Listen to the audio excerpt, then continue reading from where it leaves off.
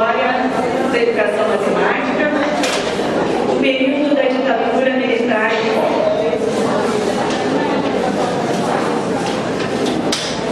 Eu gostaria, antes de mais nada, agradecer ao presidente, que não está aqui, mas saberá do meu agradecimento. Porque foi ele que sugeriu essa mesa e eu, de pronto, aceitei, embora entendemos que não pudesse ser, porque acho que o tema é muito relevante e me interessa bastante. Então, agradeço também a ideia e ao Diogo, que também aceitaram participar da mesa, e aos organizadores que colocaram a mesa na vitrine. Então, é uma mesa dividida, uma mesa cadastra. E agradecendo a vocês também. Então, aqui com a gente.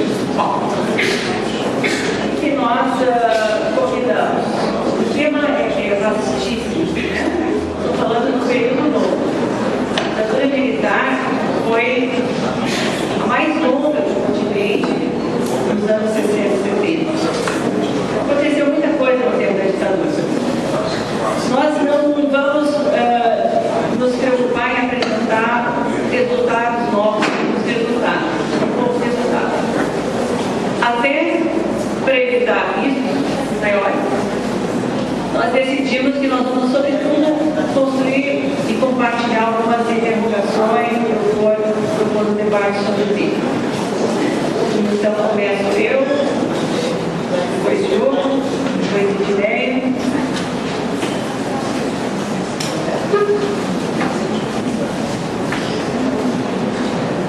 Convidamos que cada um vai se apresentar. E eu vou começar fazendo uma apresentação um pouco mais contextualizada mesmo, relacionada ao tema. Porque, exatamente, porque nós estamos falando de um período recente, e de um tema que ainda é bastante polêmico entre nós quer dizer, no Brasil, e todos aqueles que estudam história, que se preocupam com história e memória, eu acho que é muito importante a gente dizer, não só de que lugar intelectual a gente fala, mas de como cada um de nós viveu dentro da ditadura. Para aqueles que são mais jovens, talvez seja mais difícil imaginar isso.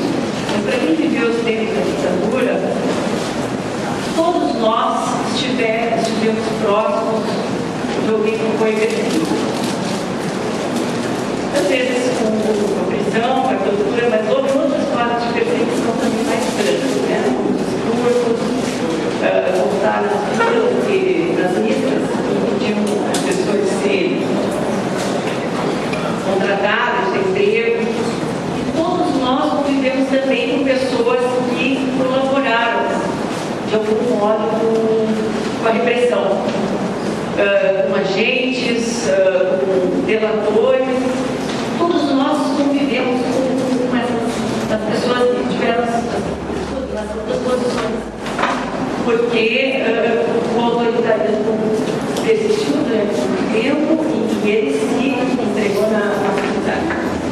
Então, qual é a minha história particular que eu quero compartilhar? Eu nasci em 61, meus pais eram simpatizantes do trabalhismo, então, em 62, quando o Crisóstomo convocou as batalhas da legalidade em Porto Alegre, eu morava em Porto Alegre, meu pai foi lá e participou das batalhas da legalidade, que eram para defender a posse do Jango, né, que estava ameaçada quando o Jânio Quadros anunciou. Eu estou falando desse episódio para dizer de novo que meu pai não era nenhuma liderança, mas participou do episódio da legalidade como tantos outros, porto-alegrenses, gaúchos participaram, como, enfim, tantas pessoas participaram de modos diversos da resistência ao autoritarismo. E eu cresci criança, sem ouvir falar de ditadura militar, porque para a maioria das crianças naquela época, isso é uma criança, a ditadura não era um tema.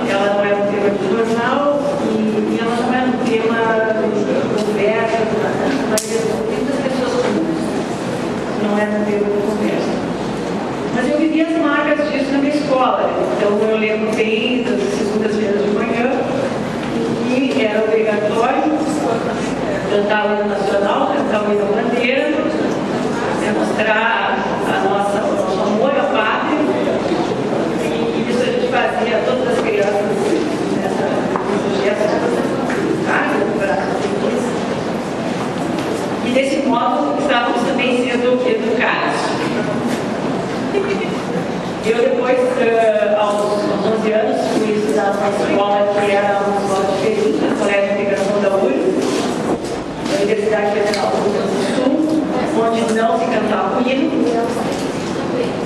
E eu achei o máximo. Um dos motivos para eu migrar para a educação é que lá não tinha que cantar o hino nacional. Mas eu estudei no Colégio de Aplicação de 72 até 77.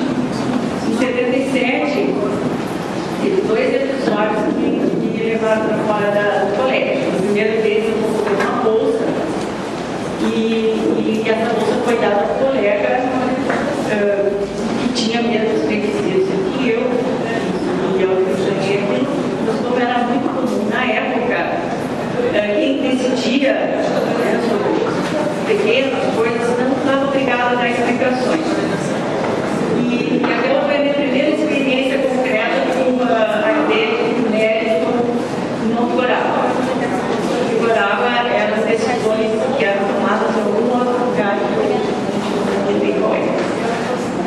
E em 77, para quem eu lembro, quem eu acho que dá para traçar até um paralelo nos tempos de junho, né?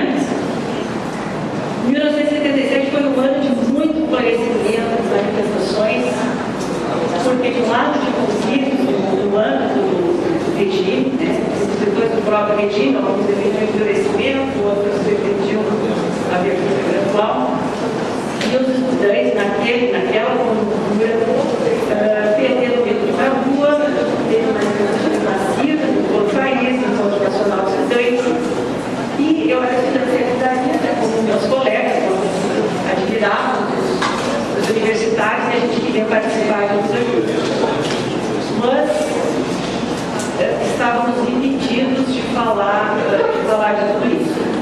Então eu vivia essa outra contradição, que era, eu estudava para a escola que era o ponto de vista, onde nós éramos incentivados a ir com os professores, falar sempre em sala de aula, ninguém tinha que concordar com o professor, muito pelo contrário, nós tivemos uma reunião, mas quando se tratou de falar do regime, nós fomos silenciados. E quando nós tentamos denunciar na imprensa, que tínhamos sido silenciados, calados, o diretor acadêmico fechado, então se abateu o gesto autoritário e afinal eu fui convidada a sair da escola. Então eu tinha 15 anos e isso me marcou muito, porque aos 15 anos eu entendi 2 coisas. Primeiro, eu entendi que o mérito, o esforço não garantia o reconhecimento e entendi que o autoritarismo que vigorava no país não estava instalado apenas lá na rua. Ele estava espraiado e instalado em diversas instâncias da sociedade. E aprendi mais uma terceira coisa, que era possível fazer uma escola um discurso construtivista, democrático e expulsar esse talento sem qualquer justificativa, porque naquela época a gente não recorria a advogados. Poder melhorar. Então, isso tudo contribuiu para que eu logo me tornasse militante, porque as coisas fazem a gente tomar uma coca aqui. Então, me tornei militante, logo entrei na universidade, no movimento estudantil. E como a Dana estava dizendo, como eu vivia aqueles tempos que eram os tempos do fim da ditadura.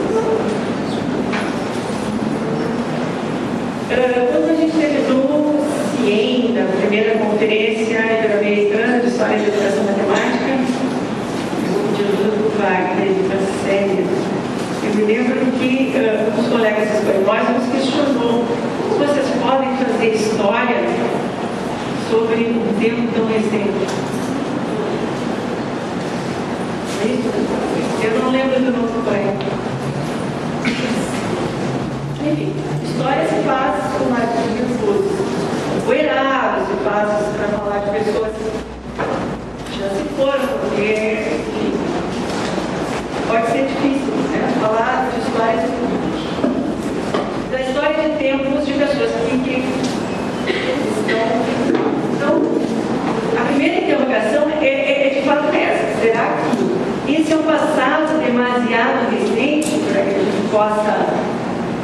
tomá-lo como objeto de estudo, mais do que recordações, porque temos as recordações, outros têm assunto. Podemos tomá-lo como objeto de estudo? Essa é uma pergunta. E eu tomei para mim como legítimo, né? A gente deve considerar legítimo. A proximidade do objeto pode nos confundir, quer dizer, aquilo que eu tento ler muito de perto, eu tenho dificuldade de ler, porque eu corro risco de tomar a parte do mundo. Então, essa é uma outra pergunta. O objeto é demasiado familiar para que seja objeto de divulgação ou de estranhamento. Então, ele pode talvez ser difícil compreender, porque a gente acha que ele sabe tanto que fica difícil produzir perguntas. Estamos demasiado educados para estudar esse passado. Né? Se cada um de nós assumir uma posição ou não, esse não assumir a posição também é um tipo de implicação. Né? Isso nos compromete para estudar esse passado. E uma questão, as perspectivas a partir das quais pensamos sobre esse passado são tão discrepantes, do ponto de vista dos lugares que cada um ocupou e da proximidade do objeto. Então, quando tem um objeto que é muito próximo, as diferentes perspectivas produzem resultados mais diferentes. E quando eu tenho um objeto que está mais distante, no século XVIII, por exemplo, a gente tem mais fácil ter uma perspectiva comum daquilo que está mais distante. Por outro lado, a gente tem a relevância do debate. Então, um debate, um motivo de relevância é que o debate passa mais longa ditadura do continente, alguns contam 21 anos, outros contam 25 até as primeiras eleições diretas. E exatamente por ser longo, mas não apenas por ser longo, produziu muitas heranças. Então, é importante nós nos interrogarmos e termos consciência também dessas heranças. Então, entre elas, a educação na rede escolar, as guerras da permanência, a flexibilização curricular, que foi introduzida pela LDB de 1961, mas que de fato foi implementada no período da ditadura. A reestruturação do ensino superior, e eu acho interessante sublinhar que a reforma universitária de 68 é uma das poucas reformas que ninguém propõe desfazer. Ou seja, a reforma universitária de 68 ela produziu a configuração da universidade tal como ela é hoje. Né? Nós somos herdeiros de uma estrutura universitária que foi construída no tempo da ditadura. A criação da pós-graduação, a expansão e a coordenação da formação de professores, porque quando a gente olha no início dos anos 60, a paisagem da formação de professores era completamente diferente. A gente tinha uma pequeníssima elite de licenciados, né? Em torno de 5% dos professores do secundário eram licenciados, e uma imensa maioria de professores que ou tinham registro na casa, registro, ou não tinham, né? Sobretudo que não tinham licenciatura. E o ensino de matemática, por vários motivos, se torna objeto de iniciativas de debate. Na verdade, esses debates iniciam antes, mas nos anos 60 eles ganham uma amplitude bem maior. Um outro motivo para que esse debate seja tão relevante são as lacunas produzidas pela censura, né, que impedia que muitas notícias, muitos depoimentos, muitos casos, também um segredo, porque muitos documentos oficiais produzidos naqueles tempos nós não temos acesso a eles, né? Seja porque eram considerados documentos secretos, bem guardados, muitos foram extraviados e ainda não localizados. Mas, enfim, essas lacunas são mais um motivo para que a gente olhe para esse período. E é importante a gente reconhecer que, sobretudo nos anos 80, desde os anos 70, sobretudo nos anos 80, se produziu muitos estudos, né, sobre as políticas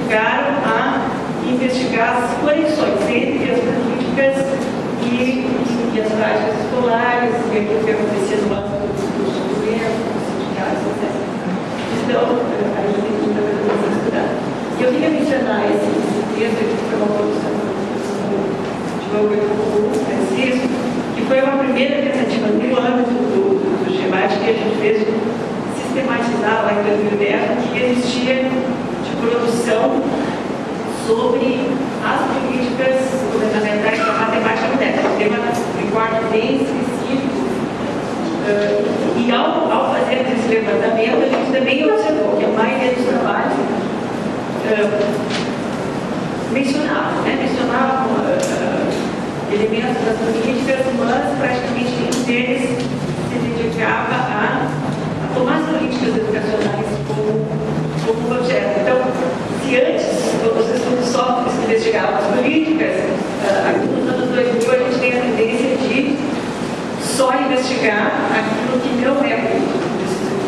Então, a necessidade tem que estar no sujeito que é esse cruzamento.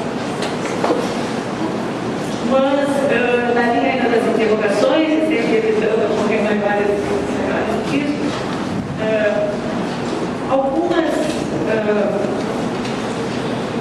representações que eu acho que são importantes nós nos debruçarmos sobre elas ao olharmos para esse período. Por quê? Sobretudo porque eu penso que as representações construídas no final do período da ditadura, elas são essenciais. Então, nós tendemos a olhar o período todo pelos óculos dessas representações. E nós temos que nos interrogar sobre essas representações, porque elas também são temporais, também foram construídas num determinado contexto.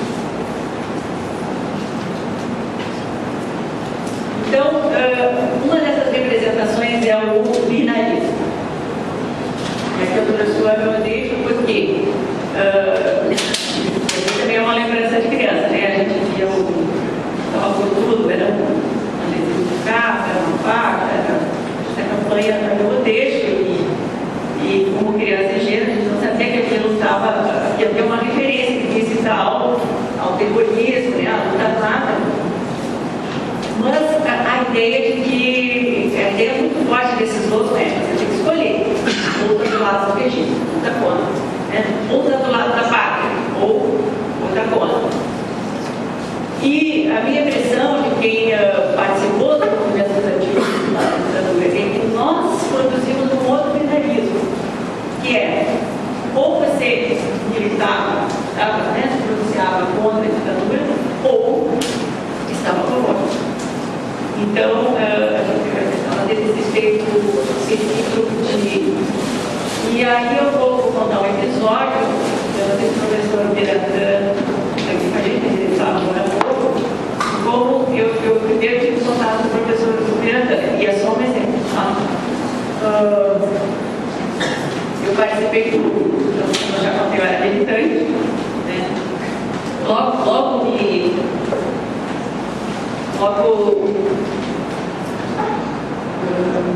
eu desci na universidade, depois eu participei do Congresso de Reconstrução da UNE, que foi em maio de 79, e lá, em condições precaríssimas, eu lembro, e não pode imaginar, porque inclusive nós tratamos de energia elétrica e enfim, a gente não tinha ônibus para voltar para a cidade, todo tipo de condições precaríssimas. Mas naquelas condições precaríssimas reunimos estudantes de matemática que tinham de todo o país até Salvador. E naquela reunião informal combinamos que a gente deveria fazer um encontro nacional de estudantes de matemática. E então combinamos que a gente iria se encontrar na reunião da SBPC. A SBPC, naquela época, era um fórum importante de resistência. Era um fórum muito importante, era uma espécie de guarda-chuva de oposição.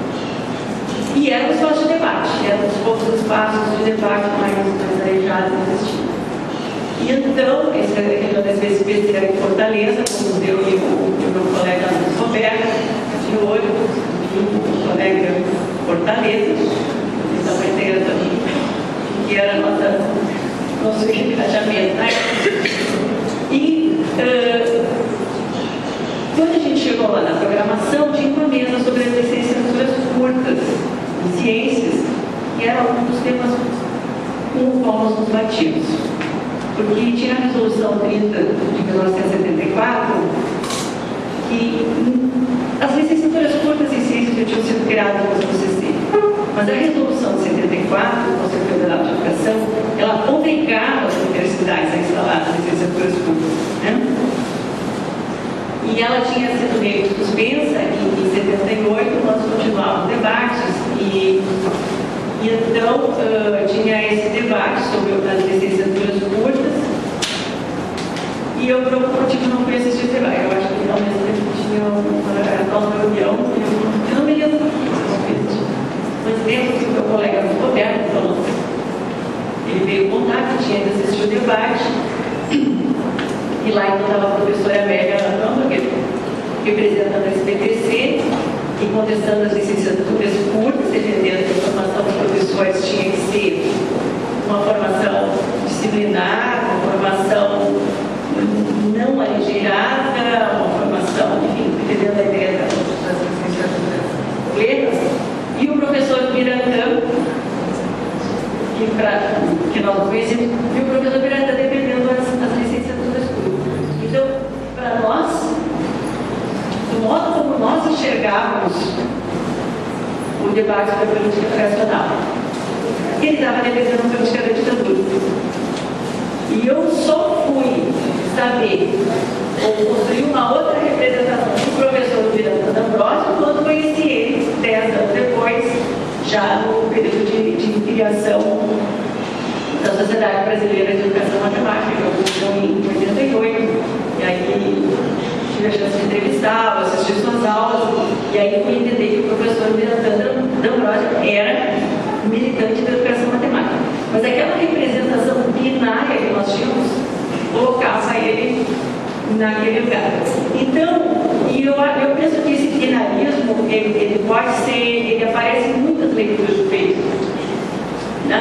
Quando tem gente que colega que diz, não, a matemática moderna foi uma política da ditadura, por exemplo. A ideia de cultura, a instalação da ditadura produz culturas nas planos das políticas, quais e quantas? E aqui eu quero trazer o modo didático que o senhor deu bastante, mas eu acho que também ajuda a gente a pensar sobre o período. Daniel Chiosini escreveu uma tese sobre os ginásios vocacionais, e aí ele relata vários episódios que se passaram nos ginásios vocacionais. Também teve uma época, sabe, que a professora Maria Nildo Marcelani foi uma das figuras importantes, né, da construção dos ginásios vocacionais, sofreu a repressão dos ginásios vocacionais e sofreu perseguições, que eu conheci ela muitos anos mais tarde. Conheci ela como uma figura da educação popular. E eu achei interessante esse relato que está aqui, uma greve geral que aconteceu os professores paulistas em 1963. Então, aqui no relato dessa greve, tem o professor Milton Paulzan relata que a greve deu somente por organização salarial. O secretário da Educação é um sujeito de moral péssima chamado Padre Valete, era criticado por todo mundo, objeto de nisso. Os vocacionais não fizeram greve, só de americano.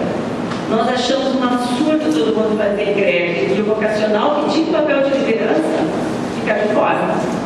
Então, nós fizemos greve também, e fomos punidos com demissão no final do ano.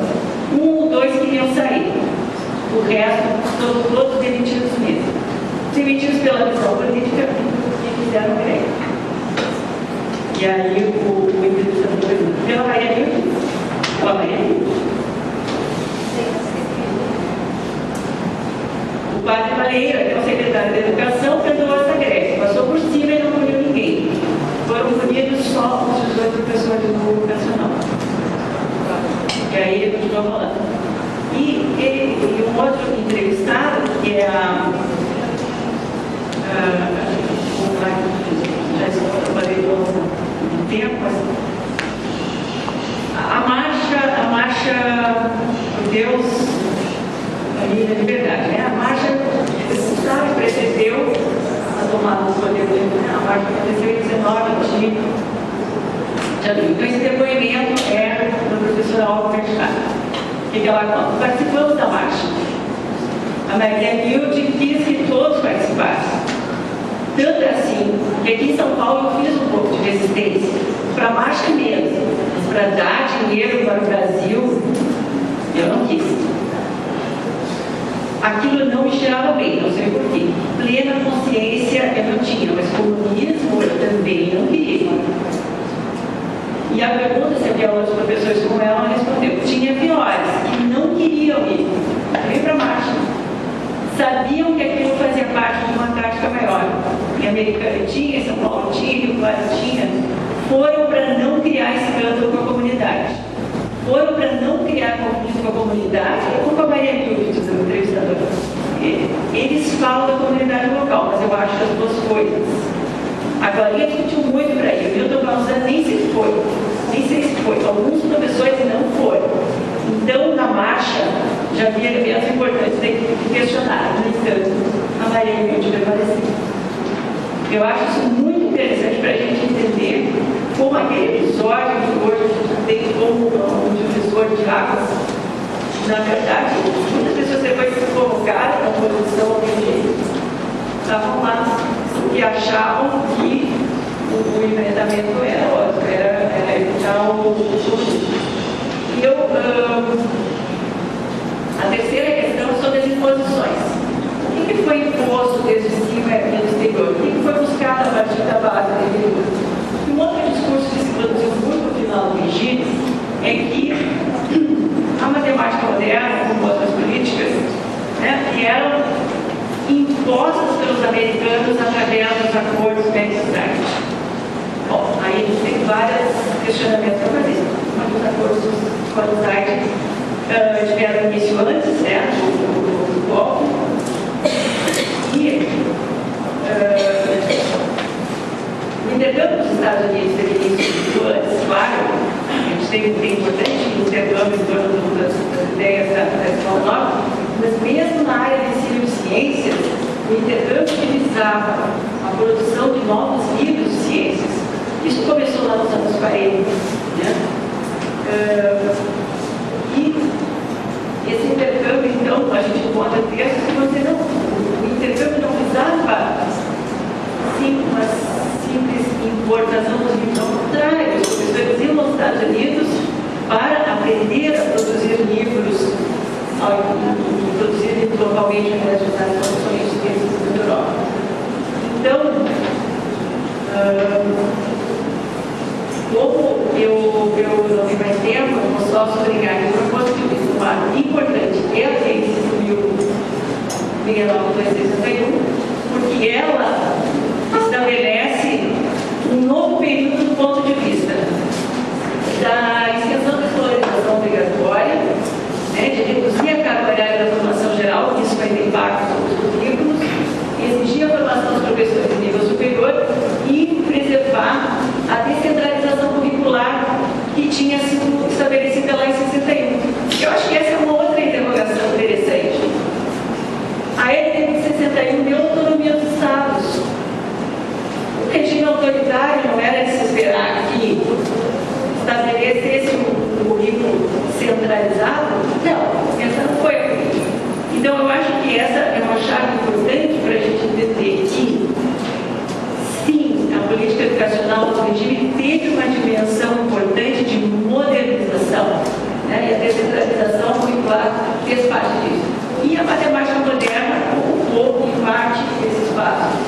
Ela foi favorecida por algumas políticas oficiais, mas ela teve início numa iniciativa de grupos, né, que puseram, que lutaram para que a matemática moderna fosse conhecida dos professores. E mais tarde, bastante mais tarde, ela foi institucionalizada lá nos anos 70, no curricular, nos vestibulares, na formação de professores, etc. Então, a matemática moderna institucionalizada é um efeito da ajuda dos grupos, foi uma política curricular do regime. O que eu acho importante para a gente refletir é que o fim do primário, do ginásio, com a instalação do novo curso de 8 anos, que era o primeiro grau, e que demandava todo um novo contingente de professores, que trazia para a escola um novo contingente de alunos. Essa foi sobretudo a mudança que favoreceu que discutisse uma nova matemática para a escola, uma matemática que os nossos alunos pudessem aprender e que aqueles professores que estavam chegando pudessem ensinar. E finalizando então, algumas reflexões. É verdade que vertentes espaços de debate foram silenciados, a gente pode citar, no próprio caso educacional, podemos mencionar o fato de que o último Congresso Nacional de Ensino de Matemática aconteceu em 66, nunca aconteceu no sexto, mas também pode pensar que novos contingentes de alunos e professores favoreceram a instalação e a identificação de novos conteúdos, abordagens de linguagem, que são aqueles que nós ainda vemos serem ensinados nas escolas. Então, hoje sendo objeto de conversação, né? Então, hoje nós estamos vendo o MEC, então, tentar instalar uma outra política curricular, que é a escola básica para o Enem.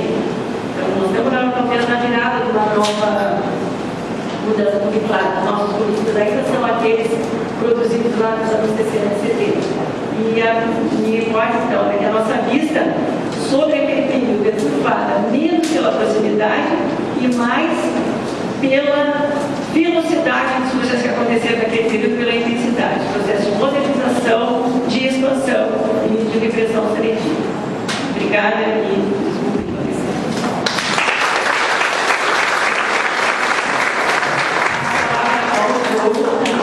Mais exatamente.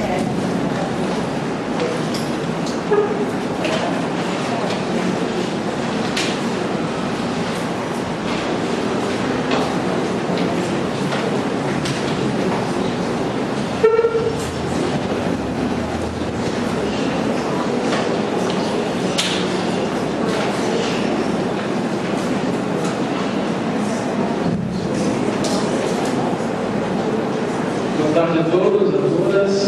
Quero inicialmente agradecer o convite da professora Elizabeth Público pela mesa, a Edneia também, obrigado pelo convite, pela chance de compartilhar algumas coisas, debater algumas ideias.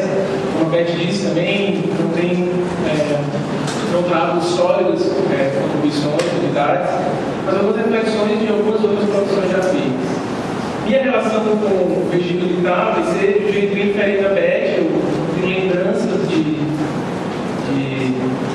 repressão, não lembro nada pessoal da repressão do regime militar, ou uma lembrança associada a alguém que não lembro. Me deparo com o regime militar ainda lá no mestrado, tento analisar o INPA, o processo de saída do Bolsonaro do INPA, enxergar isso dentro de um contexto de regime militar e ver que isso fazia diferença e a configuração do Instituto está relacionada com as mudanças que o regime militar favoreceu a matemática no Brasil.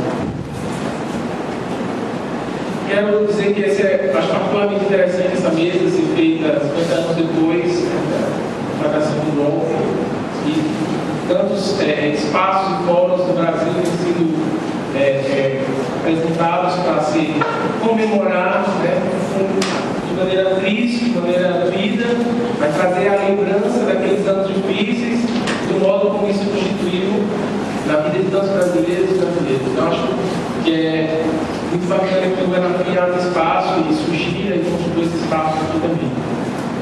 Concordo com a professora Elizabeth a respeito da delicadeza de tratar o tema, né, que envolve pessoas que estão ainda com papel ativa na matemática brasileira, na educação matemática, e quando isso pode levantar essas sutilezas, pode constranger algumas pessoas ou trazer à tona posicionamentos que a princípio ainda podem suscitar essa dicotomia de um lado do outro, que lado você estava na aula. Então, acho que isso é uma delicadeza do tema propriamente dito. Bom, falar do INPA, eu vou rapidamente fazer uma breve notícia sobre os primeiros anos de criação do Instituto.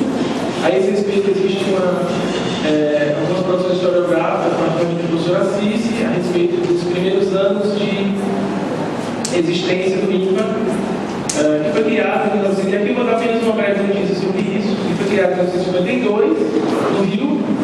E apesar da sua existência oficialmente só ter sido homologada em 56, ele já começa a funcionar em 52, no sábado do Centro Brasileiro de Pesquisas Físicas, do CBPF, e vai se transferir para sua primeira sede em 1957. Além de um processo de mobilização de autoridades matemáticas, acadêmicas e políticas, uma série de fatores históricos influenciaram favoravelmente a criação do INPA, lá em 1952. É preciso dizer que a criação do INPA não foi uma iniciativa isolada, mas fez parte de uma série de instituições de pesquisa criadas a partir do final da década de 50 e início da década de 40 e início da década de 50, como a CBPF, Instituto de Pesquisas Radioativas de Minas Gerais, ou ainda de instituições de fomento e controle dessa atividade de pesquisa científica no Brasil, como o CNPq, criado um ano antes do INPA, em 1951. A criação dessas instituições, de acordo com Schwarzman, a criação dessas instituições concretizou uma nova e importante etapa no processo de profissionalização das ciências no Brasil. Mas esse é um tema que por si só mereceria um debate específico que não vou tratar aqui. Os 3 primeiros anos de fundação, após a fundação do INPA, ele foi dirigido por Lélio Gama, e a sua estrutura funcionou basicamente com o mesmo modelo de organização e estruturação científica e pedagógica. Então, o primeiro período, que é o período todo o período da gestão do Lélio Gama, ele funciona com uma certa característica padrão. Nesse período, pode-se dizer que Leopoldo Navi e Maurício Peixoto lideraram as atividades científicas do Instituto. Ambos se dedicaram à formação de novos matemáticos e seu encaminhamento para a realização do doutorado no exterior. Eles estiveram envolvidos no primeiro programa de doutorado criado na UNIPA, iniciado em 62, que funcionava informalmente em ação conjunta com a Universidade do Brasil. Só em 71, ele passa a expedir diplomas como o Conselho Federal de Educação reconhece a pós-graduação já realizada em 1971, já no Instituto. Apesar de todas as conquistas do período em que Lélio Gama é diretor do Instituto, os 3 primeiros anos de existência do INPA, e de mobilização para a formação de pesquisadores matemáticos, de indivíduos da sua formação no exterior, o INPA enfrentou várias dificuldades nesse período, sendo que talvez a mais importante delas seja o fato dos pesquisadores não terem situação profissional satisfatória. Exceto Maurício Peixoto e Lindolfo de Carvalho Dias, todos os demais, inclusive Marcos Lima e Leopoldo Navi, recebiam apenas uma bolsa do CNPq. Uma pequena bolsa do CNPq. A situação se agravava na medida em que alguns jovens pesquisadores que foram encaminhados pelo INPA nos Estados Unidos ou no exterior, não necessariamente só nos Estados Unidos, não encontravam instituições do país que os absorvessem profissionalmente. Na verdade, era um problema que afetava não somente, afetava em geral, as instituições de ensino superior, onde havia a pretensão de implantar institutos e departamentos de matemática, como era o caso do Instituto de Matemática e Física da Universidade da Bahia e do Instituto de Matemática da UFRGS, que pretendia absorver esse novo doutorado. Nesse contexto de falta de oportunidades, é que vai surgir lá no início da década de 60 a criação da Universidade de Brasília, que já na sua fase de elaboração contou com um grupo de matemáticos brasileiros, sendo Leopoldo Navi o coordenador desse grupo. Com isso, as atividades lá do Instituto Central de Matemática da UNB, parecia então que se resolveria para evitar a falta de oportunidades de matemáticos brasileiros. Apesar da proposta inicial, de todos os sonhos que elas estavam associados, o golpe de 1964, poucos anos depois da sua criação, impossibilitou que o sonho pudesse se estabelecer, com a autonomia esperada inicialmente. Ainda assim, alguns matemáticos se encaminharam para lá.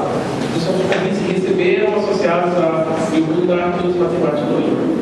Em seguida, a UNB emenda uma grave que resultou, de certa forma, na interrupção do projeto institucional a que estava associado o Instituto Central de Matemática, e que chega ao seu limite, ao seu fim, em 1965, com um pedido de demissão em massa dos diretores dos institutos. Um protesto pela interferência externa que o regime militar impunha ao Instituto Central de Matemática e as constantes demissões injustificadas de professores, o que é explicado por o historiador mineiro Rodrigo Barros Samora, associado à operação limpeza estabelecida nos primeiros anos após a declaração do golpe. Após o episódio de Brasília, apesar dos esforços para evitar que os professores de matemática demissionários saíssem do país, houve uma dispersão deles. E somente por volta de 1968 é que eles começam a retornar para o INPA. Bom, fazendo só essa primeira localização, talvez contextualização, para tratar do que vai se constituir e como é que se organiza o INPA durante os anos do regime militar. É preciso dizer também que esse retorno dos professores de 1968, a partir de 1968, pode ser explicado como parte de um processo mais amplo. E, contraditoriamente, a forte repressão que existia pretendia fazer retornar para o país os pesquisadores, não só matemáticos, que há alguns anos, mesmo antes da declaração do golpe, imigraram para outros países. É certo que as razões políticas relacionadas ao regime militar contribuíram para a ampliação dessa imigração de pesquisadores. E houve, por parte dos militares, especialmente a partir do governo Costa Silva, investimentos mais intensos para fazer efeito essa situação, o chamado, conhecido como Operação Retorno. Bom, de acordo com Roberto Baldini, o Léo Jano, já não sendo mais diretor do Instituto, à época já era diretor do Carvalho Dias, o Léo ainda teve uma contribuição importante para que retornassem os pesquisadores do INPA, porque ele propôs a essas pessoas, ameaçou o fechamento do Instituto caso eles não voltassem para o Brasil. Então, em 1968, Jacob Palles e Eloíno voltam para o Brasil, como presidente do cargo só retorna em 69, e Maurício Peixoto, que tinha saído em 64, só vai retornar ao país em 1972. Então, a partir do final dos anos 60, o INPA passou por importantes modificações de caráter científicos e administrativos, mas são debates e reestruturações também em caráter interno, de entendimento das políticas institucionais.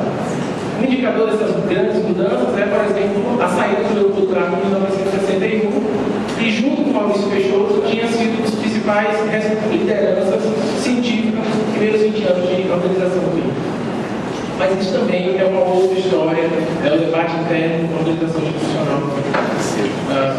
Outra mudança que eu quero chamar a atenção aqui, que é importante do INPA, foi a implantação de um modelo inovador para a pós-graduação, mas que foi decorrente não apenas das profissões científicas e pedagógicas, mas também de uma contribuição fundamental da ditadura militar, que engendrou considerável quantia de recursos financeiros da instituição. Vale ressaltar que o apoio que recebeu do Banco Nacional de Desenvolvimento Econômico, BNDE, através do Fundo de Desenvolvimento Técnico e Científico, FUNTEC, e depois se transformaria em Fundo Nacional de Desenvolvimento Científico e Tecnológico, não foi um privilégio, também não foi um privilégio do INPA, uma vez que os recursos destinados pela INEP, financiadora de estudos e projetos, promoveram investimentos em vários programas de pesquisa e pós-graduação ao longo dos anos 60 e 70 no país. O INPA foi contemplado na medida em que esses financiamentos também se estenderam aos institutos de pesquisa que não funcionavam vinculados às universidades.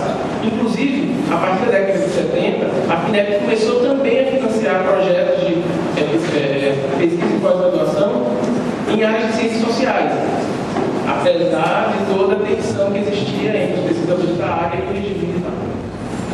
O apoio recebido pelos militares para a expansão do Instituto é tema bastante conhecido na memória dos pesquisadores que tiveram no Instituto no período, tanto que no livro INPA 50 anos, que é a publicação de comemoração dos 50 anos do Instituto, saiu em 2003, a grande maioria das entrevistas mencionam o regime militar e as suas relações com o Instituto. As marcas resultantes desses investimentos ficam explícitas na fala do Rodolfo Dias, que aponta as diferenças entre as condições precárias que ele encontrou o INPA e enfrentaram quando ele assumiu seu primeiro mandato como diretor, em 1966, e a situação bem mais confortável que foi se estabelecendo. Vou apresentar aqui um trecho da entrevista do diretor Carvalho Dias, em que é perguntado para ele como ele encontrou o INPA em 1966. Em grandes dificuldades financeiras, ele era parte do CNPq, uma autarquia em que os poucos funcionários ganhavam salários muito baixos. Acontece que as instalações do INPE eram muito ganhadas. Quando chegou o dinheiro do FUDEC, não só pudemos pagar melhor o pessoal, como também consertamos todo o prédio. Estava em um estado miserável quando chegamos. Depois de todo consertado, ficamos ali até 88. Nessa época, o INPE teve um notável crescimento, graças ao financiamento do FUDEC que durou até 1970. Depois, veio o CDT, que foi administrado pelo FUDEC. Em 1975, houve uma grande remodelação do CNPq e todo o pessoal do INPE foi contratado no regime de CLT. Mas nesse período, com esse dinheiro extra, pudemos também trazer mais gente, porque as instalações físicas eram adequadas. Passamos de uma casa de 400 metros quadrados, ou coisa de um área, para um prédio de 2.000 metros quadrados. Além disso, pudemos incrementar brutalmente a biblioteca do Instituto. É emblemática essa interpretação do Dr. Carvalho Dias, se a gente considerar que ele esteve na direção do Instituto durante um período muito longo, de 66 a 89, com pequenas interrupções de sua gestão, no final da década de 60 e no final da década de 70, quando o Marcos Lima assume a direção do Instituto. É importante dizer que associado a esse projeto político e econômico de desenvolvimento científico e tecnológico do país, implementado no regime militar, outro aspecto merece ser chamado a atenção. O fato da maioria dos pesquisadores do Instituto não está relacionado com a prática de resistência ao regime militar. César Camacho, também pesquisador do INPE, explica que a relação deles com os militares e faz uma comparação entre a performance dos matemáticos e de outros cientistas. Na minha fala direta, eu vou pedir licença para ler a fala do Camacho, na entrevista dele. A matemática não participou das lutas da SPPC, de oposição ao regime militar. Ao contrário, o INPE se beneficiou-se durante o regime militar e conviveu sem nenhum problema. Já os físicos, por exemplo, alguns deles foram exilados. O CBPF sofreu com isso. Leite Lopes, Roberto Romeiron tiveram que ir para a França. E os matemáticos não. Houve algumas exceções, mas não vinculadas propriamente ao INPE. A verdade é que a comunidade matemática não se integrou à SPPC durante o regime militar, quando, a Beth já mencionou, quando a SPPC ocupou importante espaço de reivindicação política no país. Eu quero fazer algumas considerações a respeito dessas falas do César Camacho. Primeira delas, a não participação dos matemáticos em ações de resistência ao regime militar favoreceu o INPE e a matemática brasileira da época, permitiu a convivência, como disse Camacho, sem nenhum problema. Uma relação muito peculiar com o governo militar, se compararmos com aquela que se estabeleceu com os dados físicos, por exemplo. E que também receberam fortes investimentos, receberam investimentos na implementação dos projetos de pós-graduação. A historiografia da ciência no Brasil reconhece que a comunidade dos físicos, mas que isso não é o caso somente dos físicos, foi severamente perseguida durante o regime militar desde a integração do golpe. A segunda consideração a fazer é que, por outro aspecto disso, é que o fato de não ter feito oposição explícita ao regime militar, esse fato também rendeu como consequência dos matemáticos uma importante desarticulação em relação aos cientistas brasileiros ligados à Sociedade Brasileira para o Progresso da Ciência, quando da queda do regime militar. O fato é que a SPPC assumiu uma posição bastante crítica ao regime militar, oferecendo-lhe persistente resistência, por exemplo, ao dar visibilidade na mídia ao problema da evasão de cérebros, que havia se acentuado durante os anos do regime militar. Esse fato da desarticulação do INPE, das professores do INPE, da SPPC, também é reconhecido na memória de boa parte dos matemáticos que atuavam naquele período. A terceira consideração que pode ser fazer. Mas para isso eu vou trazer uma memória, um trecho da memória do Rodolfo Dias, e que também reconhece que, apesar de que acrescenta de certo modo, uma crítica, de modo diferente, um crítico diferente à memória do César Camacho.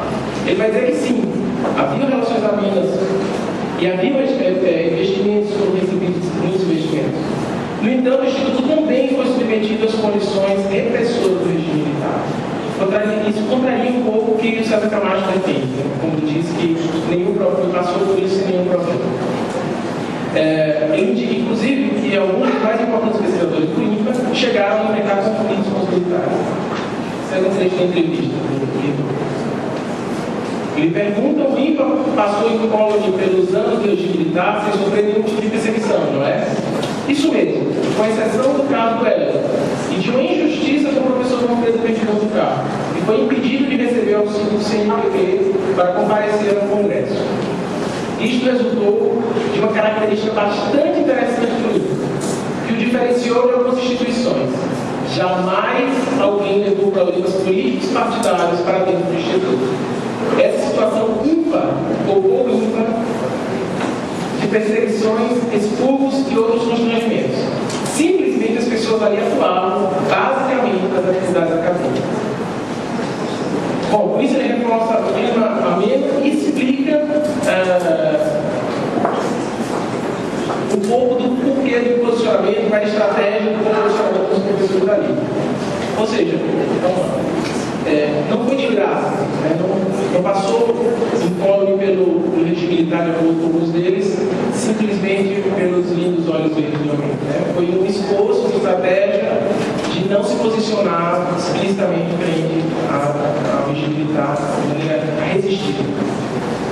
No caso do Elo, que se refere em do Carvalho Dias, refere-se ao fato que em 72, quando o INPA obteve autorização para contratar novos pesquisadores, o nome de Elo foi vetado pelo SNI, Serviço Nacional de Informação, tendo contado com o apoio do então presidente do CNPq, o general Arthur Façanha, para remover esses regimentos. Bom, esse é um exemplo que não aparece na memória do Lidolfo, e que é interessante para pensar que ele aponta como um exemplo para justificar esse posicionamento. Ou seja, uma vez que naquela época não se costumavam ser esquecidas as atitudes tomadas contra o sistema.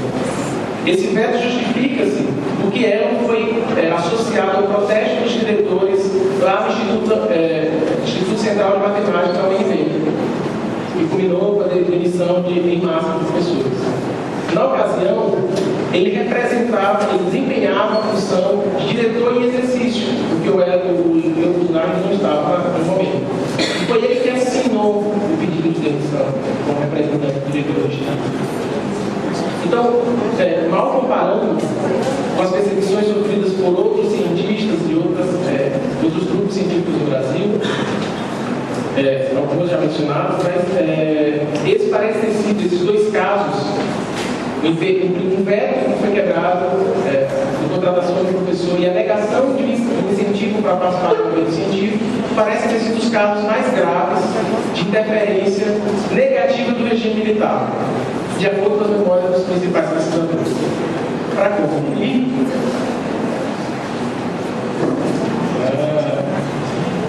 eu acho razoável concluir disso para fazer algumas considerações do mundo que encerra um pouquinho. O desfecho possível é que, de fato, o período do regime militar, vou ser redundante, realmente foi bastante favorável para o INPA. Nesse período ele recebeu investimentos significativos. Mas, vale lembrar, isso não pode ser considerado uma exceção, já que se tratava de uma política bem mais ampla de investimento em ciência e tecnologia em volta do país. Segunda coisa, as relações amenas entre os países militares também não podem ser explicadas em função, do não engajamento dos seus pesquisadores em ações de resistência política. Apesar disso, não ter significado que eles tenham se mantido protegidos de retaliações e repressões por parte do governo. Por fim, o estudo sobre o INPA, o desenvolvimento do INPA durante o regime militar, nos coloca diante de um caso de conciliação de diferentes interesses, os militares e os matemáticos, que implicaram na consolidação do INPA. De um lado, os interesses dos militares, que merecem um estudo sistemático, que buscavam, vou ser agora reducionista, tá? Existe uma série de fatores que poderiam explicar esse comportamento dos militares. Mas, vou citar apenas duas aqui. A propaganda a favor do regime, em que esse investimento funcionava favoravelmente ao regime, e uma tentativa, uma estratégia de conseguir adesão e acomodação das diversas grupos de cientistas, pelos benefícios que estavam sendo oferecidos à categoria e às universidades, os espaços de formação da criação da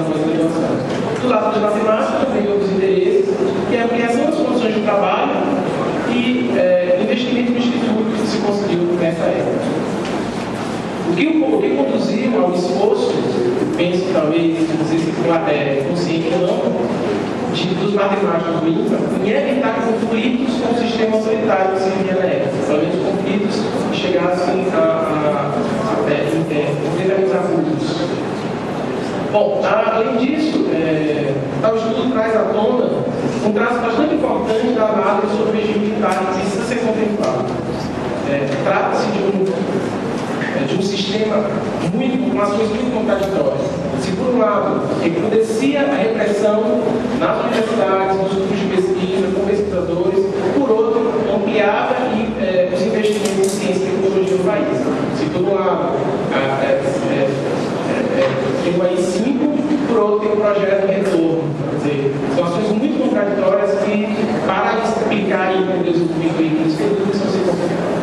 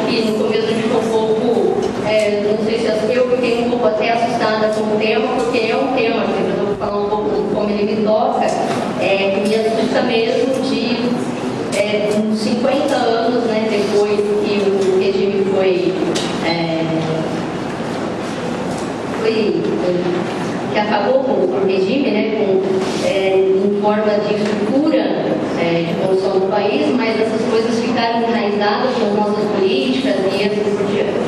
Então, agradeço a possibilidade de estar aqui falando com vocês sobre um tema que, na verdade, não é um tema que eu me aprofundei nas pesquisas que eu já fiz. Então, a tentativa que eu vou fazer aqui com vocês, com os meus colegas, que já também falaram um pouco nessa linha, é de trazer algumas articulações que eu fiz durante as pesquisas que eu já concluí, de iniciação, mestrado e doutorado, como é que essas coisas apareceram e como é que isso sempre fica em estado latente e volta em outras situações de pesquisa que eu acabo me envolvendo.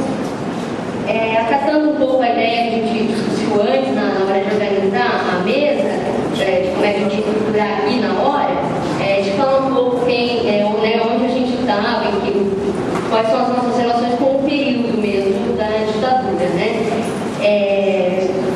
Eu nasci mais ou menos já no fim do período da ditadura, nasci em 1967 e estudei todo um período da minha infância, em escola rural, E eu nem soube, não me lembro também, assim, de ter sabido via professores ou meus pais, mas não tenho recordações de quando se anunciou que o regime tinha acabado.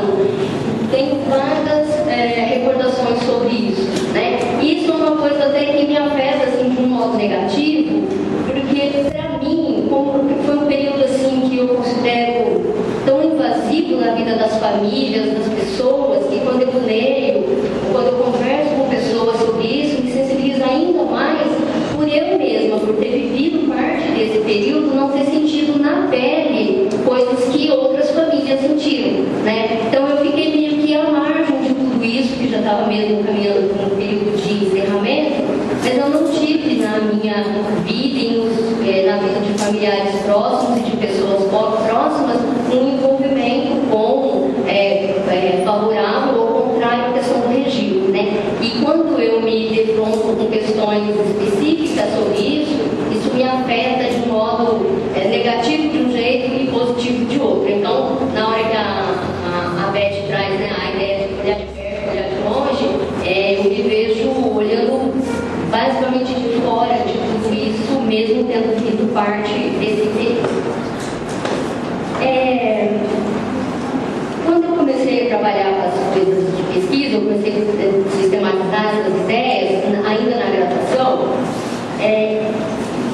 talvez não por escolha, mas por decorrência de uma temática para outra, eu acabei ficando meio que no período década de 50, década de 1960. E uma coisa que sempre me acompanhou e que me acompanha ainda de modo a me incomodar, sensibilizar, é o fato de eu ter trabalhado com temáticas ou sempre referente à formação de professores de matemática que atuaram em certas regiões do país, principalmente do estado de São Paulo, e que eu não tenha conseguido colocar, é como se eu precisasse ter colocado as questões da ditadura militar. E me incomoda muito, a hora que eu vejo os meus relatórios, a hora que eu vou produzir, de que isso não esteja evidenciado nas minhas pesquisas. Como? Então, aquela sensibilização que eu promovo comigo mesmo em relação a não ter passado isso na minha infância e tal, isso se manifesta de novo quando eu, trabalhando nesse período, essas coisas não se revelam, ou eu não consigo expressar com a clareza que eu acho que deveria expressar sobre isso. Mas aí, concluídas essas, pelo menos 3 fases da pesquisa de iniciação até o doutorado, eu acabo pensando um pouco sobre isso, que essa coisa de passar tangenciando as questões da ditadura militar e não enfrentá-las de modo tão de frente como eu imaginei que talvez não fosse enfrentar por causa da escolha do período, tem a ver também com as escolhas que eu fiz para tematizar a minha pesquisa, né? Eu escolhi temas cujo foco principal não era a partir de políticas públicas mobilizados, evidenciados por governos de ditadura militar. Eu fiz um caminho como? Eu fui conversar com pessoas que trabalharam, estudaram, trabalharam com matemática, seja no ensino básico ou no superior, do interior do estado de São Paulo. Então, a partir desses dados, que eu fui construindo através de narrativas, eu trabalhei com 32 entrevistas nesse período das 3 pesquisas, onde não havia nenhum momento onde as questões relativas à ditadura eram tematizadas nas entrevistas. Isso propositalmente também. Mas quando se colocava para conversar com as pessoas sobre o período, tinha eu a expectativa que as pessoas falariam sobre as experiências traumáticas ou não que elas tiveram. E as pessoas falaram muito pouco sobre isso, e algumas pessoas, quando o assunto surgiu, que naturalmente ela falar sobre as experiências com matemática, formação de matemática, ensino de matemática, as pessoas alguns depoentes disseram claramente, sobre esse assunto eu não quero falar, né? Pessoas que tiveram que abandonar um curso que estava fazendo por conta de questões de ditadura, seja porque estava algum problema na família ou na própria instituição. Então, essas questões vêm me acompanhando, elas vêm tangenciando, mas elas assim não, ou eu mesmo não coloco elas de modo tão revelador durante o meu processo de pesquisa. Eu trouxe para cá hoje um exemplo de como é que essas coisas se manifestaram nesse meu processo de fazer pesquisa e que me ajudam a pensar, então, e a justificar, até porque eu não tematizei isso ainda, e isso está latente e provavelmente vai aparecendo. Estou orientando uma iniciação que está trabalhando com a revista Documenta, tem pareceres lá do Conselho Federal de Educação que o tempo todo tem vestígios mais claros sobre essa questão da ditadura. Então, isso vai me acompanhando. Então, esse exemplo que eu vou trazer vai me ajudar a pensar junto com vocês.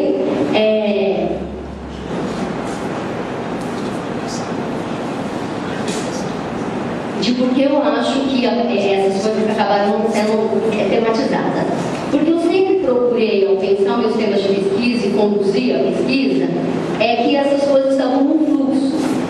E o que eu percebo agora? Que muitas das políticas públicas, que hoje eu entendo que fizeram parte dos programas dos ditadores, na verdade veio num fluxo que já estava colocado, né? Então, o exemplo que eu trouxe é a questão da pós-graduação, né? Esses meus depoentes que trabalharam e trabalham, mais cedo alguns, no interior, quando é que a questão da pós-graduação chega a eles,